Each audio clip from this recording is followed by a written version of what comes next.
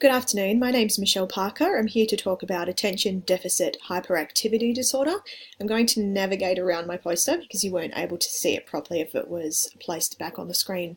ADHD is a neurological disease of the brain. It affects 3 to 5% of school-aged children, boys more than girls, although girls are diagnosed later in life because they can be labelled as ditzy or lazy in the first couple of years of schooling.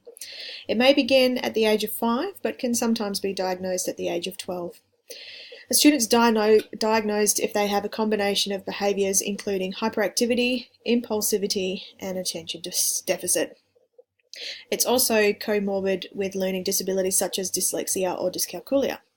So what does this look like in the classroom?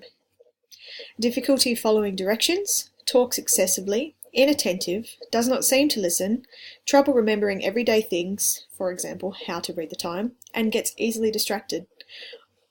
On a good note, they may also be resourceful, flexible, and a visual learner, so there are good aspects as well. This is sometimes confused with bipolar disorder, undiagnosed learning disabilities, significantly above average cognitive ability, so gifted students, and environmental factors may also affect a student, giving the impression that they have ADHD. This comes down to know your students and how they learn.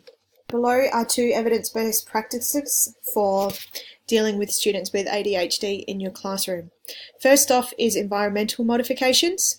This could be as easy as seating. Have a student away from windows and doors, free from distraction.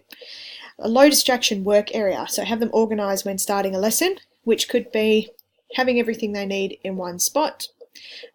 Give them a quiet area for retreat if they need a break.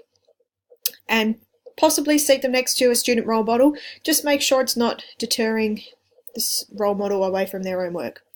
Have an organised classroom, which includes classroom routines, structure and consistency of the week, and lesson, which is also talked about later in my instructional adaptations. Teaching organisation to students. I can provide a timetable, teach them how to use it, and give them an opportunity to use it.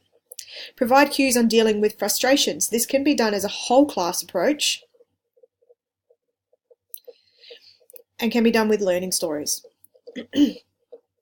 Also, a good thing to have is classroom transitions. Have it down pat what you want the students to do.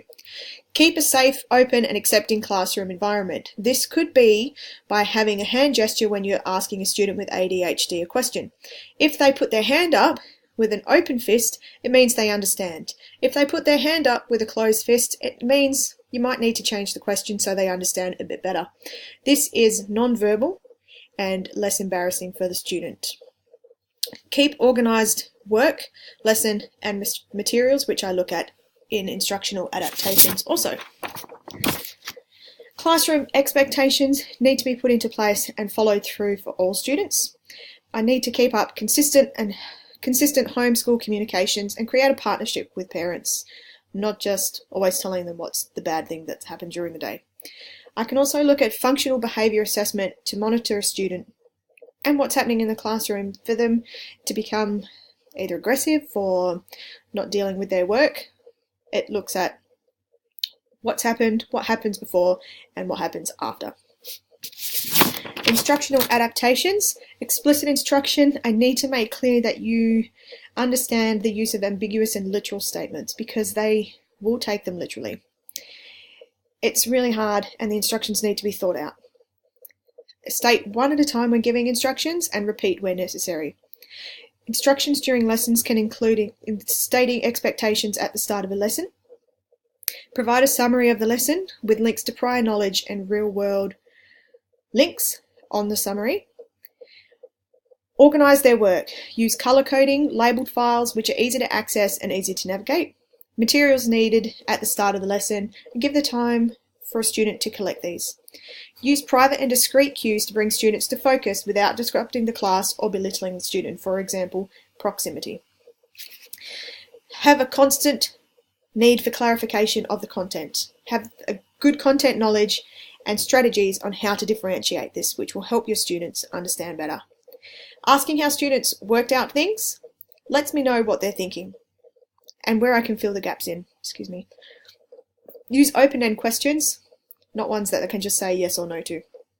Teach how to rectify mistakes. So when they're in the classroom, teach them it's okay to make a mistake. Use a storyboard on how to rectify mistakes and make them know that it's okay and everybody makes them. Break down the lessons into smaller units. Collaborative learning with other students, making sure that they participate. Use of assistive technology, for example, graphic organisers, and teach them how to study. Have visual prompts around the classroom. Use audio-visual materials. And when looking at assessment, make sure it's equitable. Use WILF during lessons so they know exactly what you're looking for when you're assessing. Have multimodal displays of work that they can provide. Have fewer questions on a page when providing assessment sheets. And use short formative assessment rather than larger summative assessment at the end. And assess for students to obtain the best marks.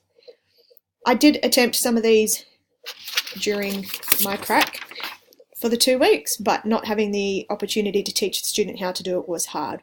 But in my next classroom, I'm hoping to get to do this because I think it would be really helpful for me to know my student and help them best to learn to the best of their abilities. Thank you.